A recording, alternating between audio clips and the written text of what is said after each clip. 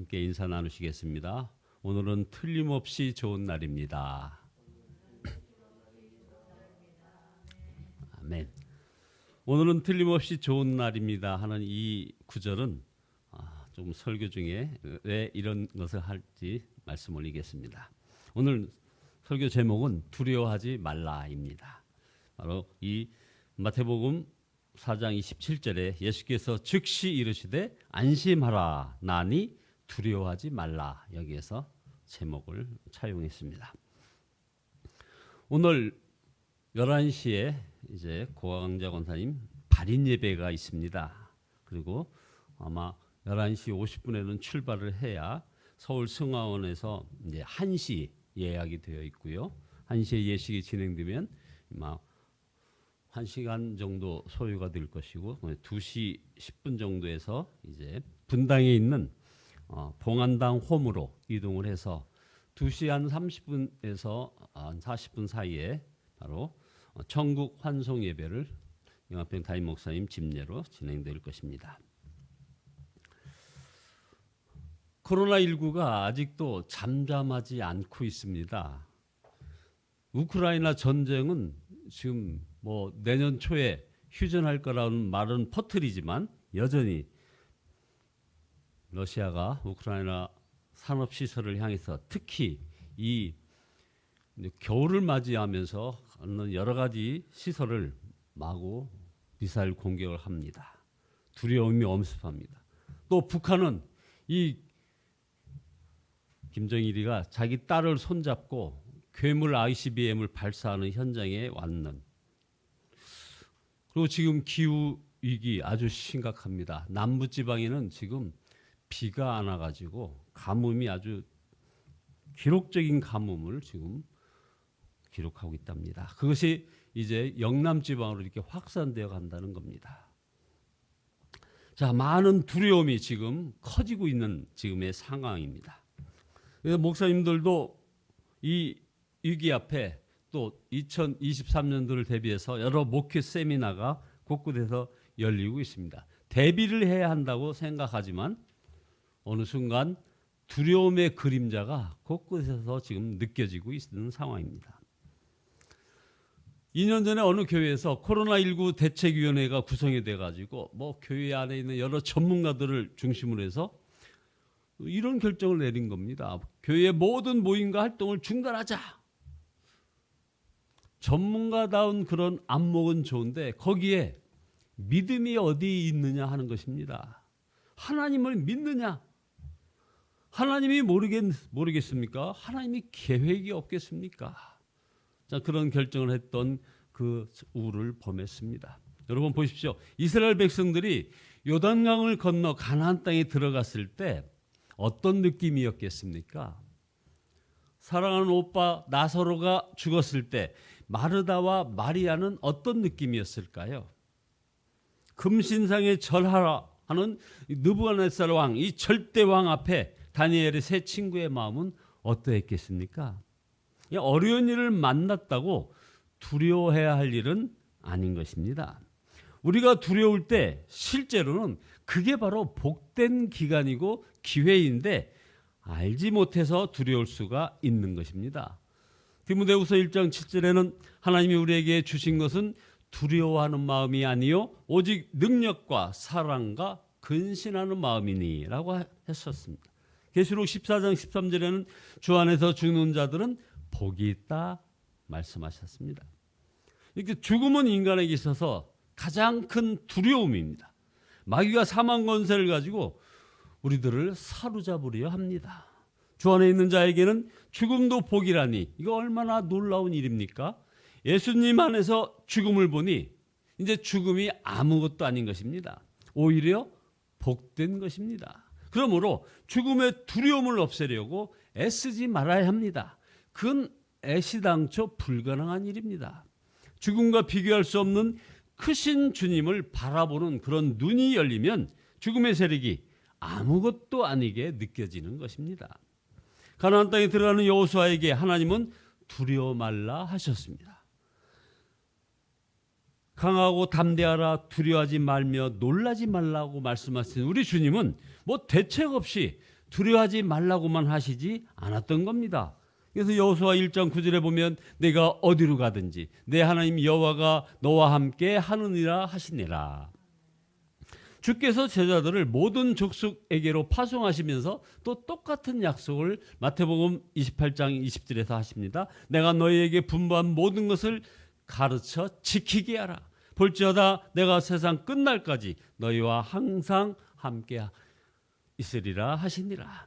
이 약속은 우리에게도 마찬가지로 주어졌습니다. 그러므로 두려움을 이기는 길은 주님의 사랑 안에 거하며 우리 주님과 친밀하게 동행하는 것입니다. 그래서 요한일서 4장 18절에 사랑 안에 두려움이 없고 온전한 사랑이 두려움을 내어 쫓나니 두려움에는 형벌이 있음이라. 두려워하는 자는 사랑 안에 온전히 이루지 못하였느니라. 여러분, 두려움에는 형벌이 있다고 말씀하고 있습니다. 어려운 때보다 편안하고 성공했을 때 그때 무너지는 사람들이 더 많이 있습니다. 자, 그러므로 나쁜 환경이나 일이 안 풀리는 것이 문제가 아닌 것입니다. 바로 주님이 함께 하시는 것이 믿어지지 않는 것, 이것이 바로 문제인 것입니다. 중환자실에서도 파산 직전이라도 순교하는 자리에 있다 하더라도 주님이 함께 하시는 것이 믿어진다면 이건 두려울 것이 무엇이겠습니까? 지금은 이제 82세가 되신 홍정길 목사라는 분이 이 암 진단을 받은 후에 이 죽음에 대해 생각하면서 너무너무 두려웠다고 하는 간증이 있었습니다.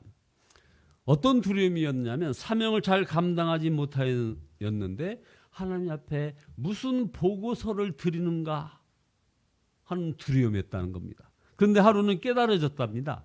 하나님 앞에 내가 목사로 서는 것이 아니다. 아들로 서는 것이다. 아버지에게는 아들이 사명을 얼마나 잘 감당하였느냐 이거 중요하지 않다. 이것이 깨달아졌다는 겁니다. 아들 그 자체로 귀하고 사랑스러운 것이다 하는 것이 깨달아지면서 그 후에 두려움이 사라졌다고 얘기하는 겁니다. 오히려 주님 앞에 서는 날이 기다려진다는 그런 간증을 들어봤습니다. 베드로에게 있어서 예수님과 함께 지냈던 3년 동안 가장 기억되는 사건은 오병이어의 기적이나 변화산 체험 등 많은 사건들이 있겠지만 가장 대표적인 것은 물 위를 걸었던 일이 아니었을까 생각됩니다. 오늘 우리가 함께 읽은 이 본문 말씀이 나오죠. 베드로는 바다에서 배가 뒤집힐 정도로 아주 극심한 바람에 시달리다가 우리 예수님이 물 위에 걸어오시는 것을 보았습니다. 처음에는 귀신인 줄 알았는데 안심하라 나니 두려워하지 말라 하는 말씀을 들었습니다. 그때 베드로는 소리를 쳤습니다.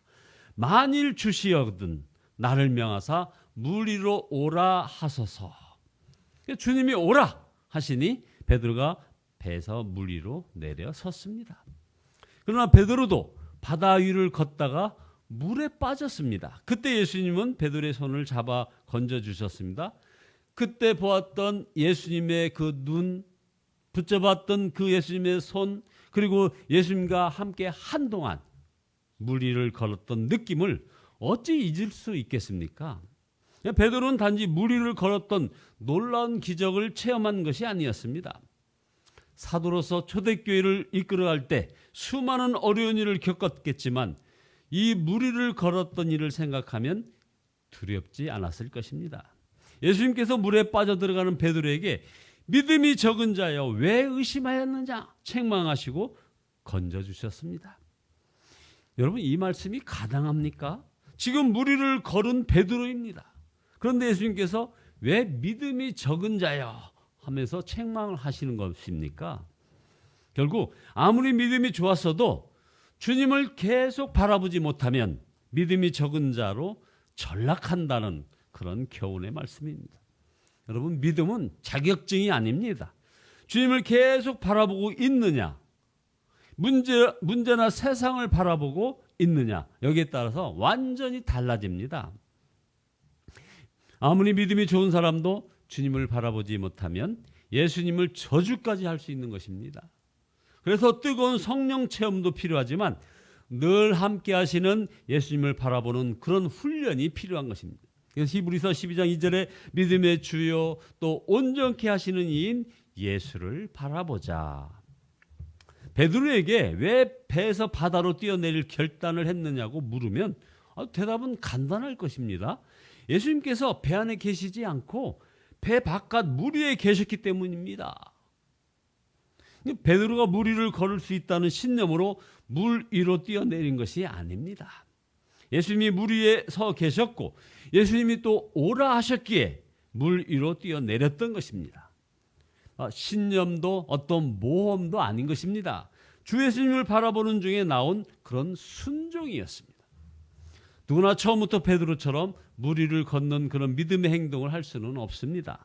베드로는 고기 한 마리 잡지 못했던 날 아침 전혀 생면부지에 이 주님께 배를 빌려드렸던 그런 순종부터 했습니다. 그래서 주님의 말씀을 들었고 깊은 곳에 그물을 내리라는 말씀에 순종했죠. 엄청난 고기를 잡고서 그 다음에 나를 따르라 하셔서 주님을 따랐던 순종이 이어진 것입니다. 그래서 산상수훈도 들었고 장모님이 고침받는 체험도 했고 풍랑을 잔잔케 하시는 일도 경험하였고 또 귀신을 쫓아내고 불치병을 고치는 수많은 일을 보았습니다. 그리고 오병이어의 기적을 경험한 직후에 바로 이 일이 일어났던 것입니다. 여러분, 아무리 힘들고 두려워도 지금은 은혜 안에 있음을 알아야 합니다. 지옥은 하나님의 은혜가 없는 곳입니다. 하나님께서 얼굴을 돌리신 곳입니다. 그것이 바로 진정한 두려움인 것입니다. 그래서 두려움은 이런 데 사용해야 되는 겁니다. 예수님께서 십자가에서 그 무서운 경험을 하신 것입니다. 엘리 엘리 라마 사박다니 하셨을 때 그 느끼신 그 두려움 말입니다. 진정한 두려움을 알지 못하기에 살기 힘들다고 견디기 힘들다고 심지어 자살하는 사람들이 생기는 것입니다. 아무리 괴로워도 이 세상은 지옥보다 훨씬 낫습니다. 우리가 살아있다는 것만으로도 여전히 하나님의 은혜 안에 있는 것입니다.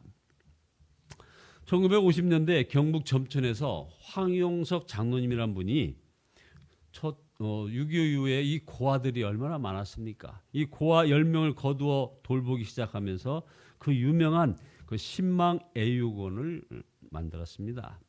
여기서 아이들을 이제 500명 이상을 고아를 돌보고 공부시키고 이들을 사회에 진출시켰습니다.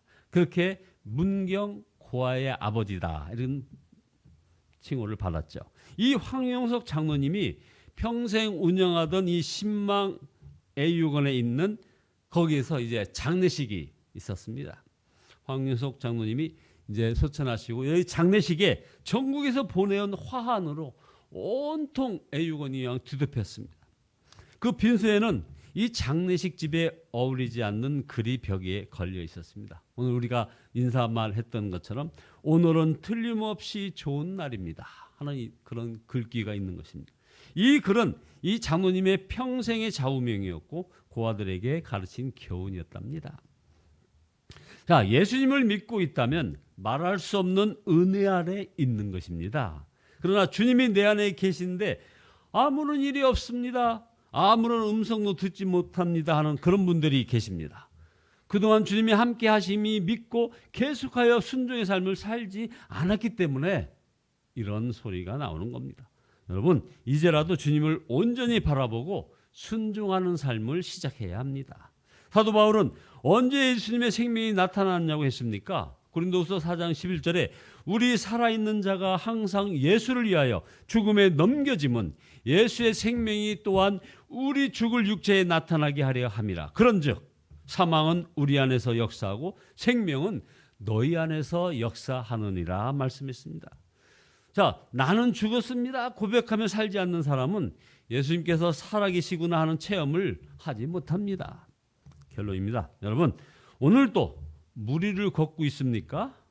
그래야 정상입니다. 사실은 세상에서 진정 예수님을 믿고 순종하며 산다는 것은 무리를 걷는 것과 같습니다. 그러나 주님과 함께 가는 아름다운 우리들의 여행이 진행됩니다. 이 여행에 가장 안전하고 행복한 여행입니다. 이 여행은 주님과 함께 하기에 그게 가능한 것입니다. 여러분, 두려운 일이 많을 때 매 순간 주님을 바라보고 믿음으로 순종하며 사시기를 바랍니다. 두려움을 없애려고 애쓰지 마시기 바랍니다. 주님을 더 생각하기 바랍니다. 여러분 옆에 놓인 어떤 문제보다 주님을 더 생각하시면 이 모든 두려움이 사라지는 겁니다. 그래서 계속 주님을 부르시기 바랍니다. 그러면 안심하라 나니 두려워하지 말라는 주님의 음성을 듣게 될 것입니다. 이 새벽 시간 우리 성도님들 모두 이런 주님의 음성을 듣는 그런 은혜 자리에 함께 하시기를 예수 그리스도의 이름으로 축원드립니다. 기도하시겠습니다. 전능하신 주님, 두려움의 종에 사로잡혔던 저희들의 믿음 없음을 용서하여 주시옵소서. 아버지 하나님이여, 이제 우리가 두려움의 종이 아니라 하나님을 믿고 사는 성도의 삶을 살게 인도하여 주시옵소서. 매 순간 함께 하시는 주님을 믿고 주님께 순종의 걸음걸음 내딛는 저희들 되기를 소원합니다. 세상보다 더 크신 주님을 바라보는 눈을 열어주시고 오늘 순종할 말씀을 듣게 인도하여 주시옵소서. 예수 그리스도의 이름으로 기도드리옵나이다. 아멘. 384장입니다. 384장입니다.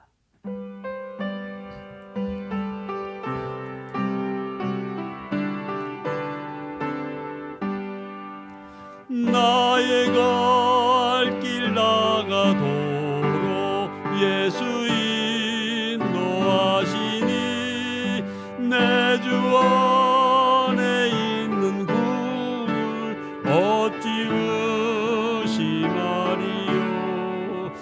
믿음으로 사는 자는 하늘 위로 받겠네. 무슨 일을 만나든지 만사 형통하리라. 무슨 일을 만나든지 만사 형통하리라. 나의 갈 길 나가도록 예수 인도하시니 어려운 일 당할 때도 족한 은혜 주시네. 나는 심히 고단하고 영혼 매우 가라나 나의 앞에 반석에서 샘물 나게 하시네.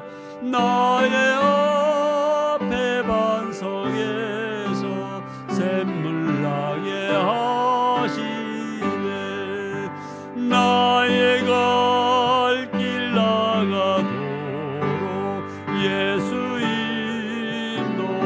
인도하시니 그의 사랑 어찌 큰지 말로 알 수 없도다.